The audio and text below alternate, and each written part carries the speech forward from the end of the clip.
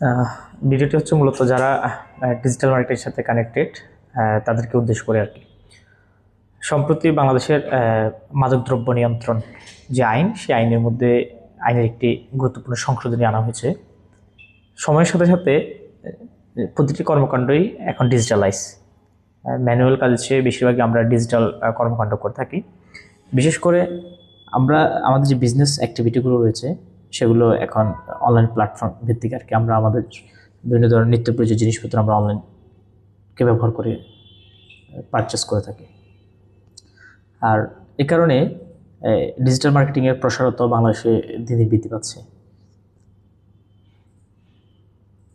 তো যে বিষয়টি সেটা হচ্ছে, যারা মাদকদ্রব্য বিক্রি করে বা যারা মাদকদ্রব্য ক্রয় করে তারাও তাদের কেনাবেচার মধ্যে পরিবর্তন এনেছে, তারাও ডিজিটালাইজ করার ট্রাই করছে।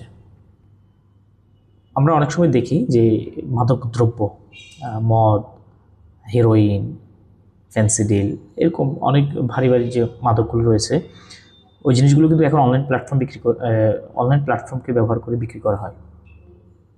যার কারণে বাংলাদেশের মাদকদ্রব্য নিয়ন্ত্রণ আইনের সংশোধনে ডিজিটাল মার্কেটিং বিষয়গুলিকে অন্তর্ভুক্ত করা হচ্ছে।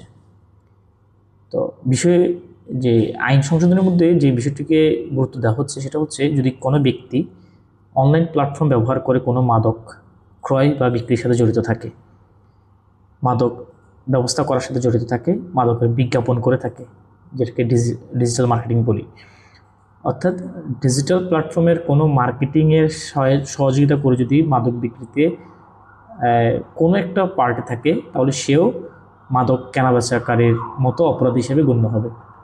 আর এই অপরাধের শাস্তি সর্বোচ্চ 20 লাখ টাকা এবং সাজা সর্বোচ্চ মৃত্যুদণ্ড হতে পারে।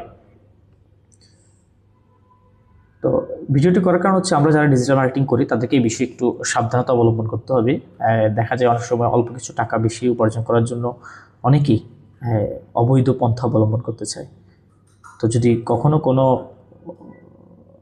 যে মাদক কারবারি এই ধরনের অফার করে থাকে, অবশ্যই এখান থেকে একটু সাবধান হওয়া উচিত।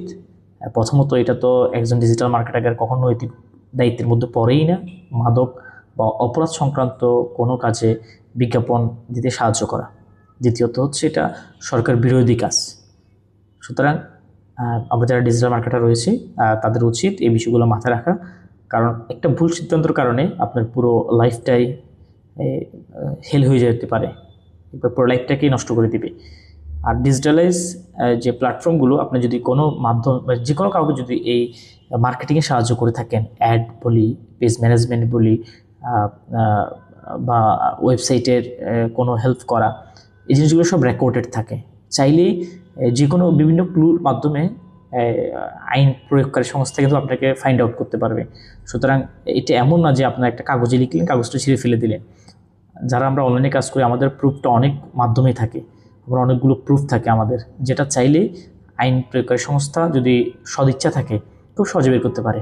এজন্য যারা ডিজিটাল মার্কেটার রয়েছে আমাদের সকলেরই, মানে আমার নিজেরও এই বিষয়ে সতর্ক থাকা উচিত যে আমার মাধ্যমে যেন কখনো কোনো ধরনের বেআইনি কর্মকাণ্ড বেআইনি কর্মকাণ্ড যেন সংগঠিত না হয়, যাতে দেশ, রাষ্ট্র অথবা কোনো একজন নাগরিক এবং একজন মানুষ হিসেবে অন্যের জন্য ক্ষতি হয়, এই সকল কাজ থেকে আমরা যেন বিরত থাকতে পারি।